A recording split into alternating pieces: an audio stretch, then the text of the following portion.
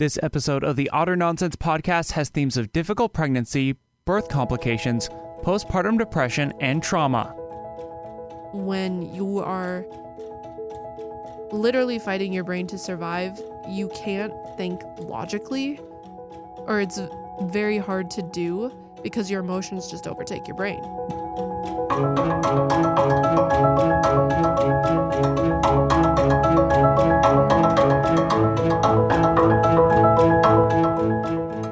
Welcome back to Otter Nonsense, a Breathing Fire MSUM podcast. I'm Derrick, and I am joined today by my lovely wife, Marinda. Hello. So we have been together for 6 years now, little over 6 years. Been married for 3 and some months. We've been together a long time. Yes, you've been stuck with me for a very long time. Oh, so stuck with you. Mm-hmm. Oh, so stuck with you. So today we're going to talk about very traumatic stuff. We're going to talk about the birth of our children. We have 2 kids, 3-year-old and will be 5-month-old tomorrow. Will be 5 months old by the time this is actually going up.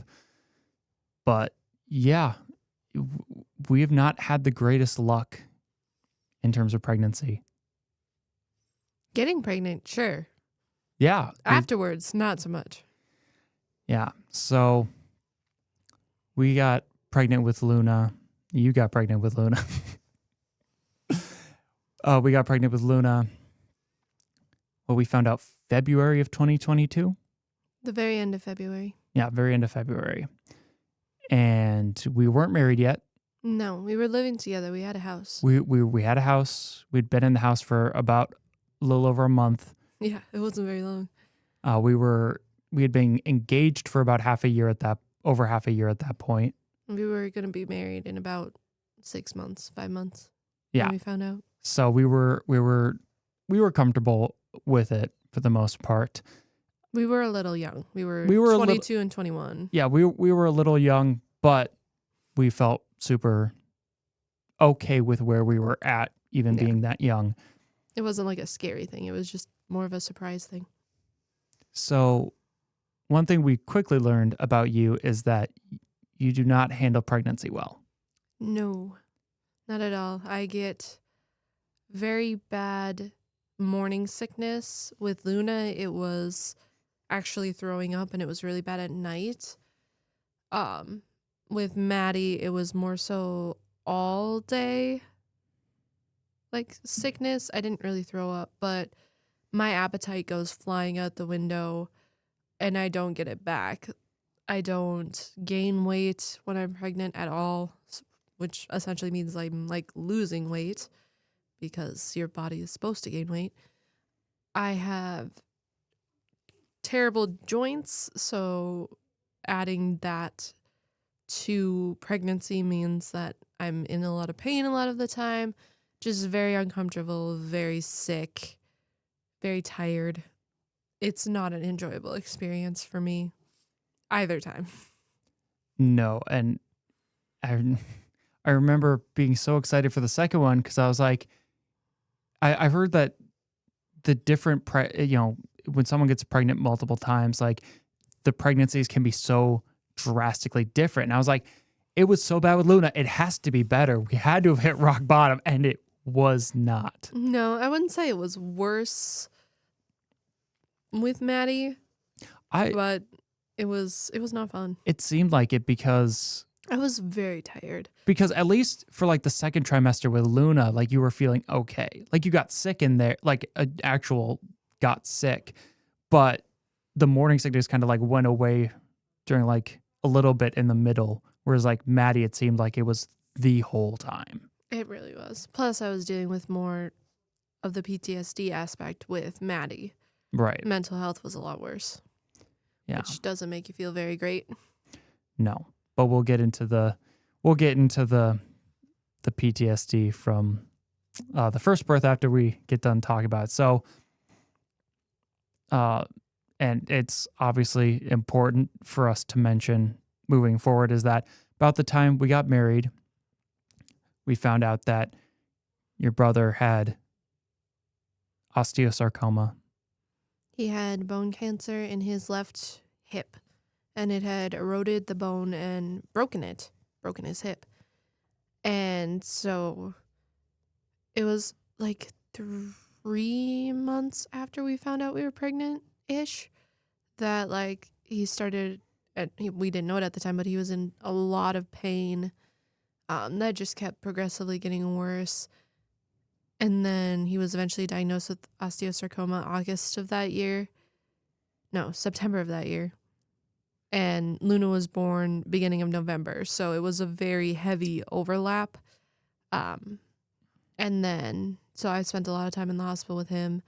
He eventually ended up having his left leg, hip, and part of his pelvis amputated to try to save his life. He was going through chemo, all that stuff, and he did eventually end up passing away almost 2 years ago. It'll be 2 years in March. So underlying all of this was all of the trauma, and there was a specific incident.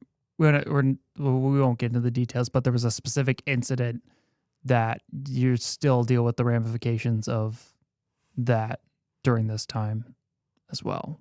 there were quite a few, but I think I know the one you're talking about, Yeah. where I was at the doctor for a pregnancy thing and actually met up with my brother and my mom, and it was not a good time. He was in a lot of pain. It was And so before they that- had properly diagnosed the Correct. cancer.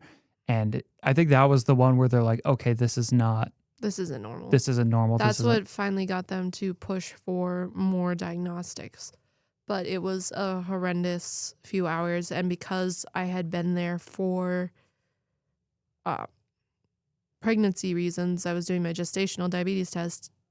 Obviously, my brain associated the two very heavily. But there was a lot of just doctor, medical stuff tacked on, plus pregnancy and all of that. Yeah. So this was all going on with all of this stuff that we're going to get into. But let's talk about the actual birth. So one of the complications that we had with Luna, well, didn't have it with Maddie, but you had, I forget what it's called, the pregnancy set diabetes. Gestational diabetes. Gestational diabetes. I was diagnosed with that with Luna at 30 weeks, I believe. So, and mine was I didn't need insulin. Mine was diet controlled. But for someone who already didn't have much of an appetite, they then restricted my diet even more. It was food was not my friend for a while. Yeah. But because of that, they didn't want us to go past 40 weeks. So we went in before the due date for you to get induced. And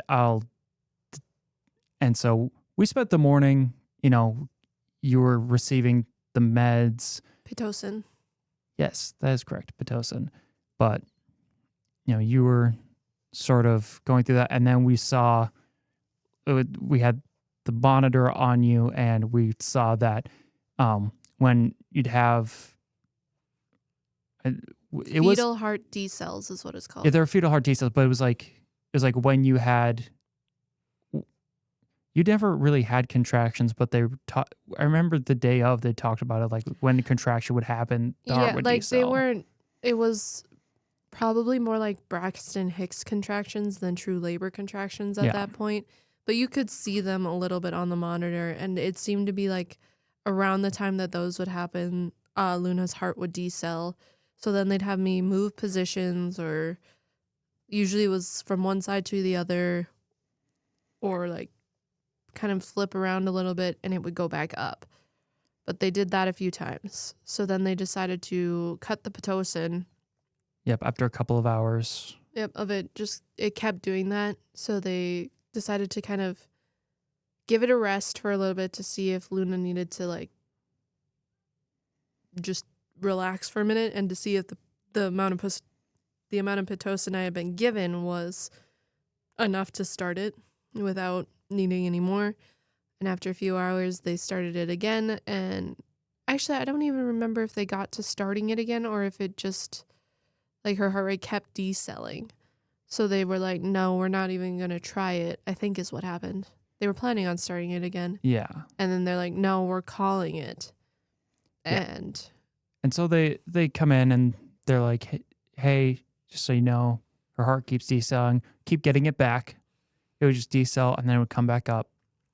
But they were like, we'll schedule it for after when the clinic's closed. So our OB, Dr. Norgard, would be able to take care of it. And it became a C-section. And we were like, okay, it'll be sometime after 5 o'clock, C-section. So we were already in the hospital. So it was just, we were going to sit there and kind of wait.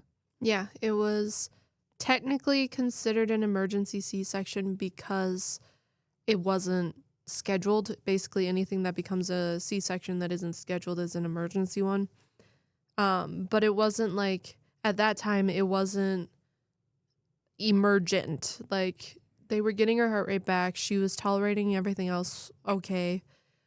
It was just going to be, hey, later this evening, we're going to do a C-section instead. She's not tolerating labor, so we'll just go that route. And my big thing the whole time was, I want to be awake. I do not want to be put under. I want to be awake. Yep. So if you can do that and keep me awake, and they're like, absolutely, you get the spinal and all that stuff. It's like, great, wonderful. So we started playing Switch to pass the time. My mom left. She was there for the whole morning, and she left to go do some laundry because at this time my brother was in the hospital with my dad. So she was trying to kind of get the house ready for him to come home. And then things went downhill quickly. Yeah. So I'll let you tell your portion of it first. So we're playing Switch, and then they come. I believe they came in, and I took that opportunity to go to the bathroom. I think or I went to the bathroom, and no, you went to the bathroom, and then her heart rate decelled. So then they came in, but they were planning on just doing the repositioning again. And then they tried a couple of different positions, and it didn't go back up like it had been. It was still decelled, and it was very low. I think at one point I might have heard the number 30 thrown around there. And obviously a fetal heart rate is supposed to be well above 100. So it was decelling, and they had me flipping around like a pancake. Eventually they had me go on all fours and put an oxygen mask on me to try to get it to go up. And at that point you came out of the bathroom. Yeah, I went from, hey, we're playing this fun game, I'm just going to go to the bathroom real quick, to come back out, and I think you were on all fours when I came out. You were on all fours, oxygen mask, and I was like, what is going on? There was a bunch of nurses in the room. I know this isn't exactly what happened, but I just have a very distinct memory of feeling like Dr. Norgard just appeared out of thin air, because there was just a bunch of like nurses, and then all of a sudden I hear Dr. Norgard go, okay, we're calling it, get her down there. And I was like, where the heck did he even come from? I agree. Like, and I think part of that was just because at that point, I don't even know if they let the door close. They just left the door open with all the nurses and stuff running through.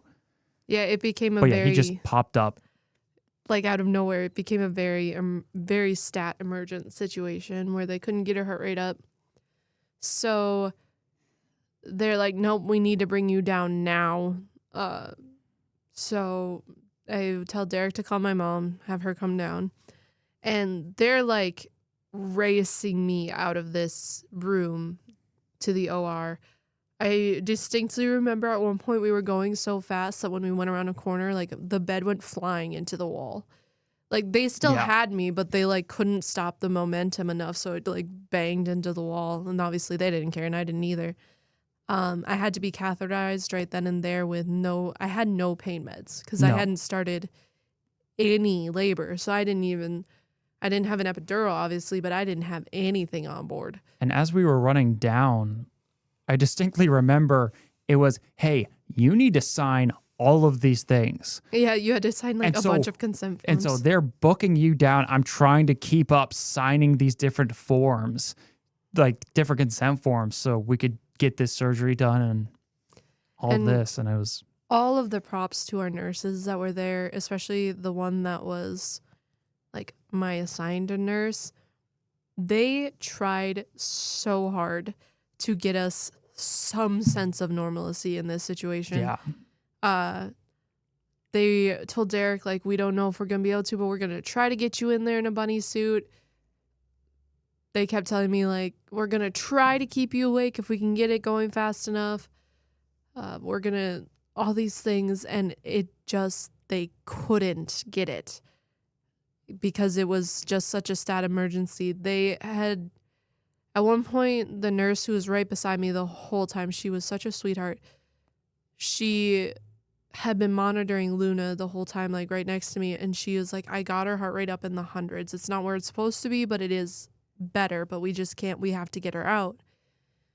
And so racing down the OR scared the pants off of the poor orthopedic surgeon who's down there. So he had been the one that was helping my brother and discovered his broken hip and all that stuff. And of course, in all the chaos, like your brain is not functioning properly.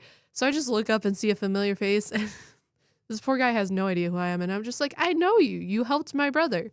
And he's like, okay. Very confused. The poor man. But yeah, they race me in there and they like lift me up into the like surgeon bed thing.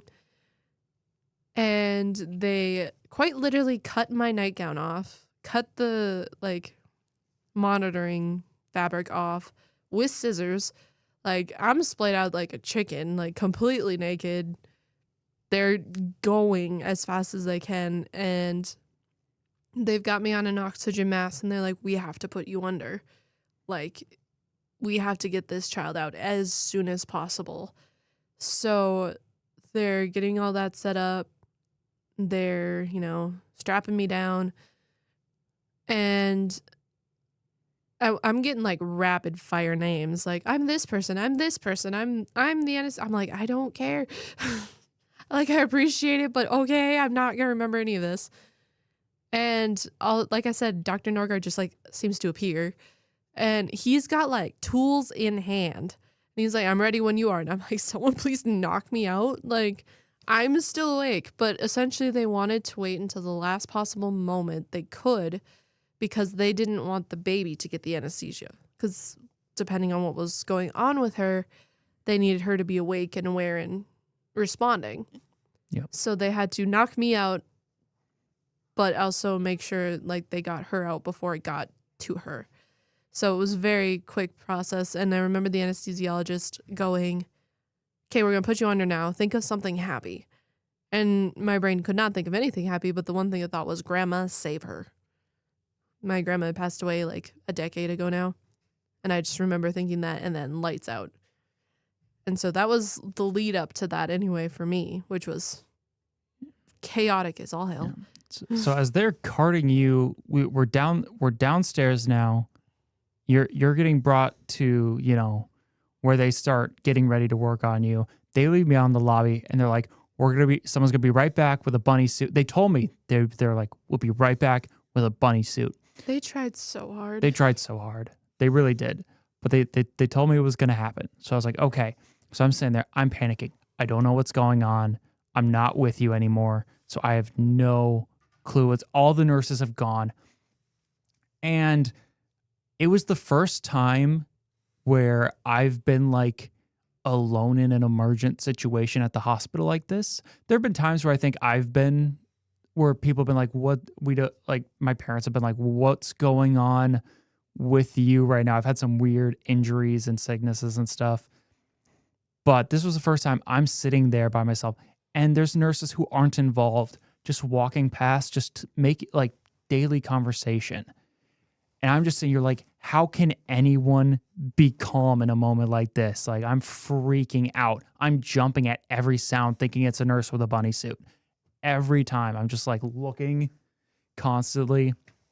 And eventually one of the nurses comes out, and she's like, okay, they're getting ready.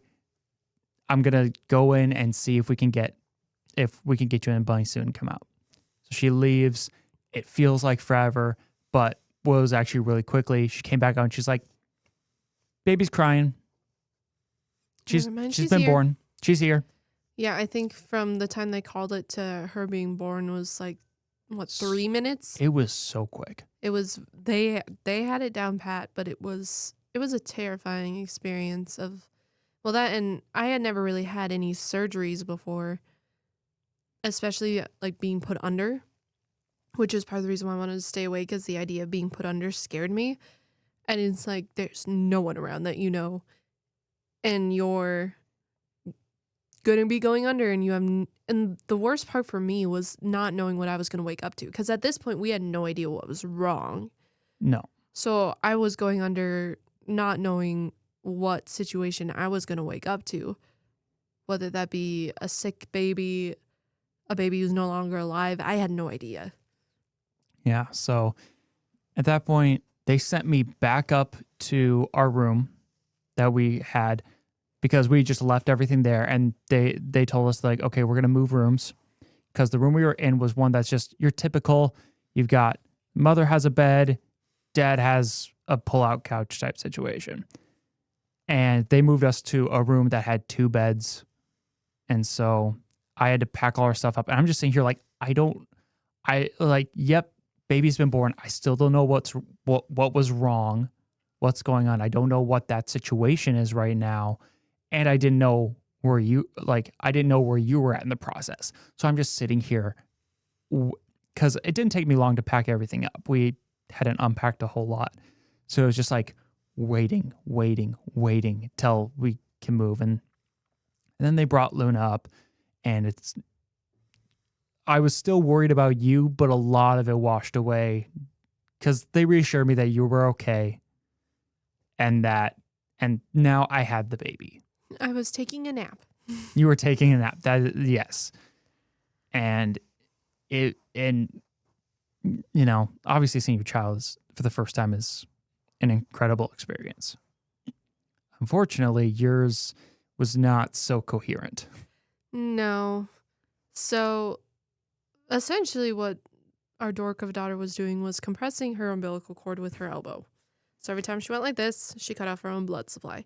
So once she was born and, let go of the umbilical cord, she was fine. So she didn't have like any issues or anything like that. She did have a little bit of issues with her blood sugar, but it was perfectly monitored with just a little sugar water. She was fine. So I get finally wheeled upstairs, and I still have no idea how much time had passed. But I remember waking up, being wheeled into the room, and it was just such a confusing and jarring time I remember the first thought I had was, why does my stomach hurt? And then, realizing why my stomach hurt. And before I could even panic about Luna, the same nurse from before was like, she's fine. Your baby girl's perfect. Dad's got her right now. You're all good. Like, she could tell that was where my brain was immediately going to go. And she had been super reassuring in the OR while they're all getting me strapped down. She's like, I'll be over here with the baby. I've got her. I won't leave her. And she stayed for an hour after her shift to make sure until I woke up.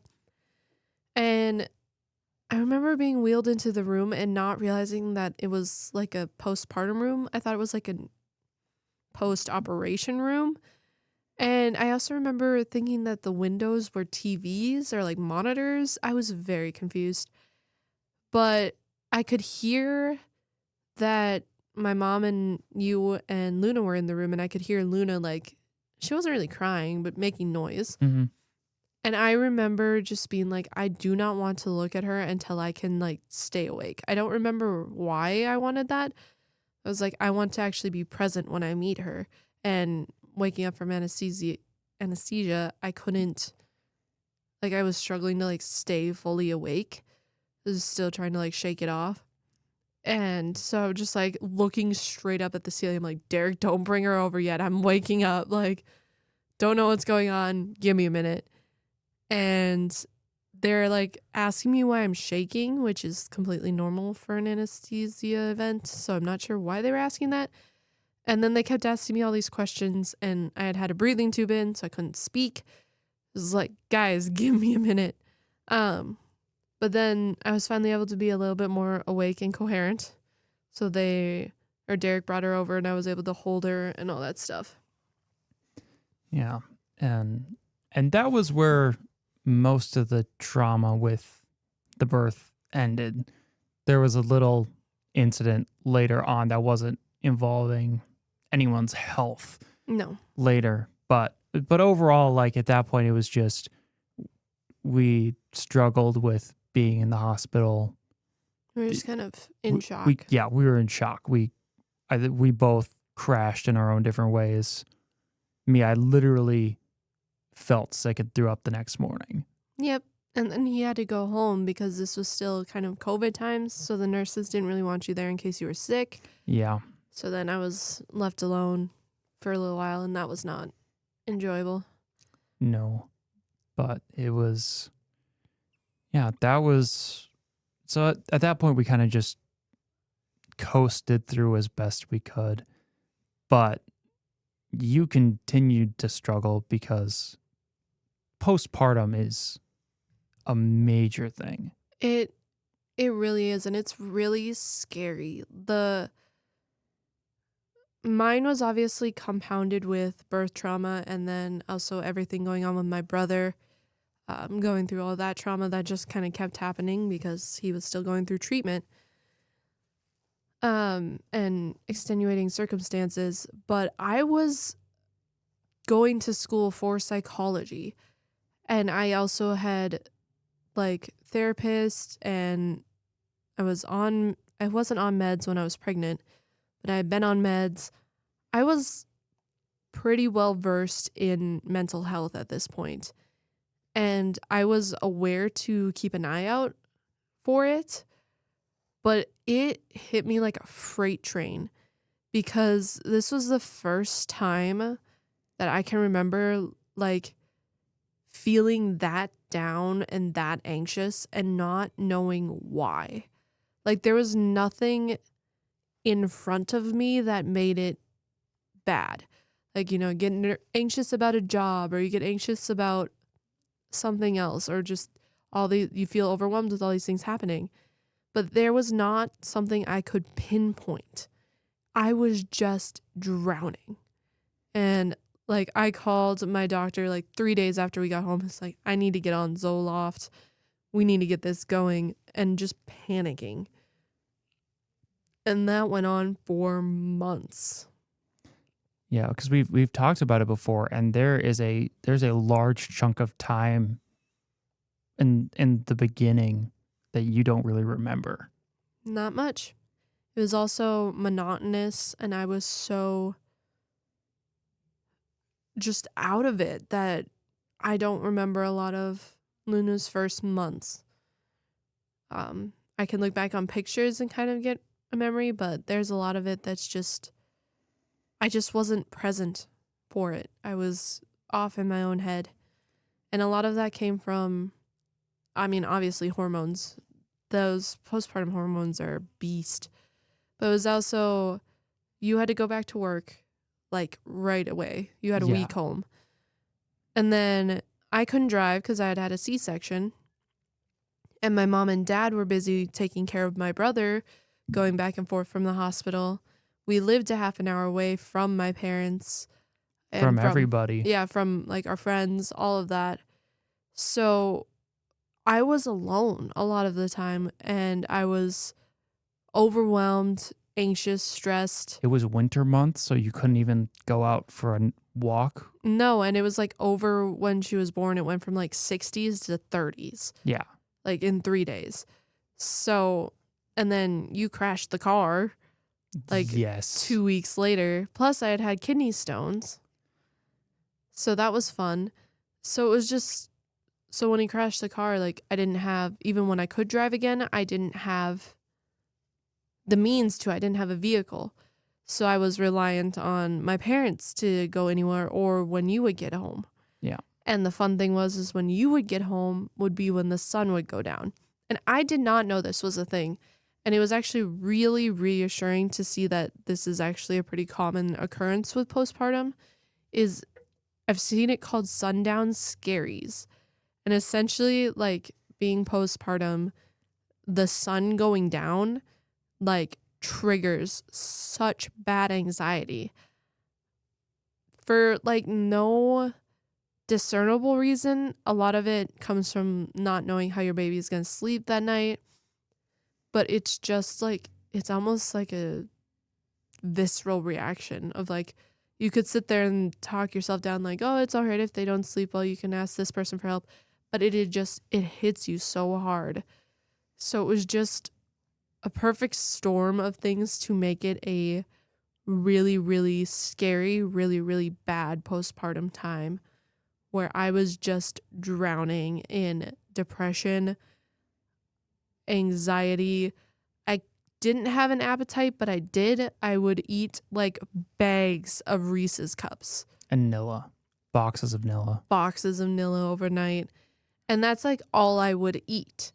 I very rarely made like an actual meal. I would just eat Reese's and Nilla and like Lindor chocolates constantly. I forgot about the Lindor chocolates. Yeah. Like bags of this stuff. That's all I could like stomach to eat. Like if you look in the background of some of the pictures, there's just Reese's wrappers everywhere because my brain was just looking for something. So it needed those endorphins and it needed that sugar. And it was just awful. I was anxious about everything. And obviously that's compounded with Luna almost dying. Is like, I was anxious about, what about this? What about that? Is this okay? Is that okay? It just took my natural anxiety to 1,000%. It's taking your natural anxiety plus just the typical anxiety you get that you have with a new parent, and then add the trauma on top of that. And it was Plus the postpartum anxiety. And it was scary. It was very scary because I didn't know, because I was doing everything right that I could do. I had meds set up. I was seeing a therapist. Then I got on meds. I was telling people about it. I was like telling my friends, telling my parents, telling you. But it just felt like nothing could touch it. Nothing was getting better. And I think that comes from me not understanding it, not knowing what to do for my specific situation myself. But it was just like, I felt like I'm hitting all these buttons, or I'm hitting all these check marks, and it's not getting better. And I don't know what to do. So I'm just stuck in this anxiety and this depression that is one of the lowest points I've ever felt, like mentally, without a clue what to do. So I'm doing all these things they tell you to do, and it's not working. Yeah. And that went on for months, probably until like summer. Even then, I feel like there were levels of it for like the whole first year. Probably. And I think it wasn't until, because it was shortly after her first birthday that we moved back to Fergus. Yeah, and I think it was at that point where we were back in a familiar space for you that, with my parents, with help. yeah, it became that there was a real turnaround. The summertime did help, but I think it was really getting past that year mark. Now, in contrast, Maddie also had a little bit of a traumatic birth. Not to the extent. Not but to the extent. It was a little. We had planned to do a C-section. You had gone in for like your weekly appointment and got your amniotic fluid tested. 38-week appointment, because my C-section was scheduled for my 39th week. Yep. Because I knew, just with how Luna had been born, that I couldn't handle trying for a VBAC mentally. I just didn't want to try it. So we scheduled a C-section. My new OB was incredibly trauma informed. It was amazing. And so we were doing an NST test. Yep. So we had done an just the like monitoring the week before, and then this week we were doing an NST ultrasound, whatever it's called, just to check in, and it was purely for my anxiety.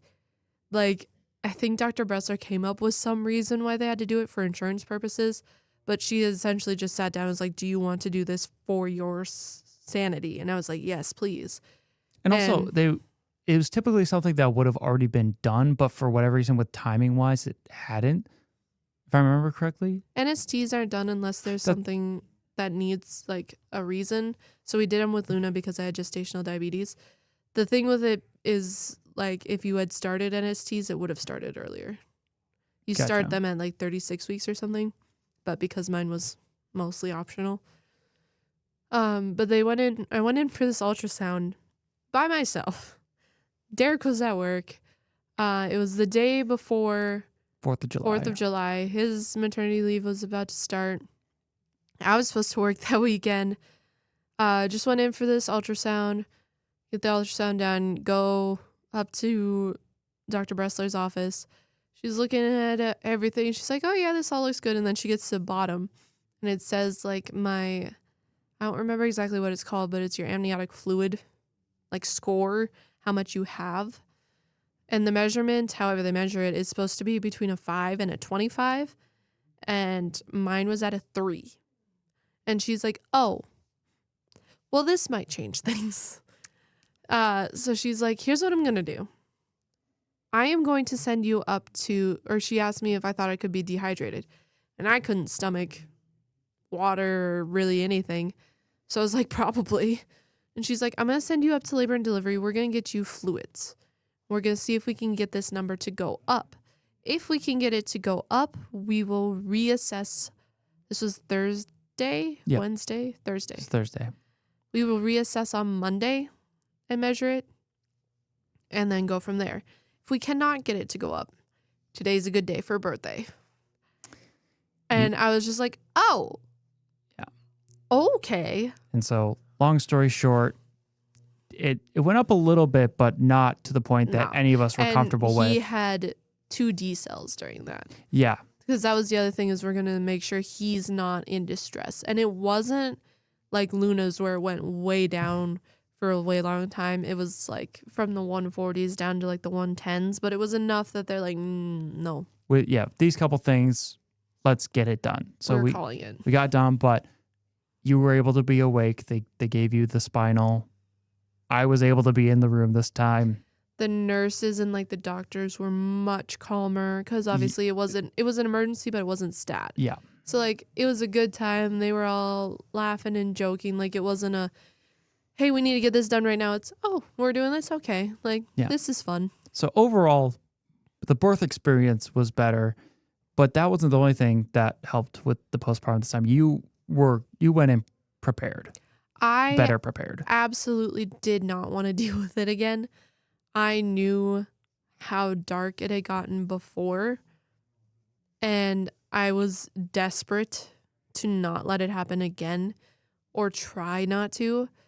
So I went in with an arsenal. Essentially, I had talked to Bressler about what had happened with Luna, and then she also knew the situation that had happened with my brother and all of this stuff. And between Bressler and my therapist, I had a new therapist. I have a new therapist now that I see once a week. We kind of set, in my own knowledge, we kind of set a very solid plan of, with Maddie, we weren't even going to wait till I got discharged from the hospital to start Zoloft. We actually tried to start it during pregnancy, but I just couldn't stomach it. So we started it immediately. Like, I'm talking, they were giving it to me in the hospital as one of my meds. Yeah. Like, we started that immediately. And then I was seeing my therapist once a week, like, religiously up until that point. And she's like, the second you can come see me again. So we had therapy once a week, meds on board. And then I had, like, a set of things that I wanted to do. So when the sun would go down, I decided I was going to go for a walk. We were all going to go for a walk. It didn't have to be a long walk, but we were going to go outside. It started being, we're going down the driveway and we're coming back up. Yep. And that was it. But if we need to get outside, you got a longer paternity leave. We planned for that this time. That helped a lot too. So we planned for that. We're like, you need to take more than just a week. My parents were able to be there because my brother's obviously no longer with us. And they were both retired at this point. And I just kind of told them, like, I'm going to need you here. And they got to experience a little bit. Because it, like, some of the postpartum stuff was still there. Like, oh, yeah. I mean, you still get baby blues. Yeah, your base stuff. And so your parents really they didn't just get to kind of hear about what you were going through. Like, they got to see it too, which made a difference as well. Oh, yeah. They saw, like, how, they didn't even see how dark it got, but, like, they saw that it could affect me a lot. But I had that in place, and then I had, what did I call it? Postpartum handbook or something? I didn't know you had a name for it. I came up with some strange name for it. Essentially, I sat down before Maddie was born and just thought of all the thoughts that would, like, go through my head with Luna that were, you don't know what you're doing, you know, is this okay?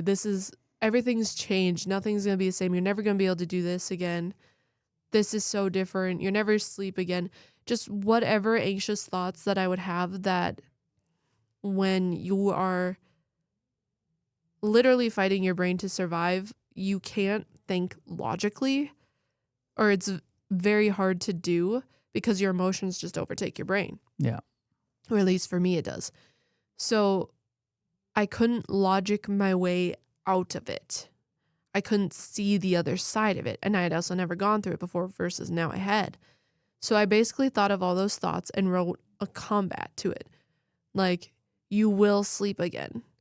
Things will even out. You will get used to this. You do know what you're doing.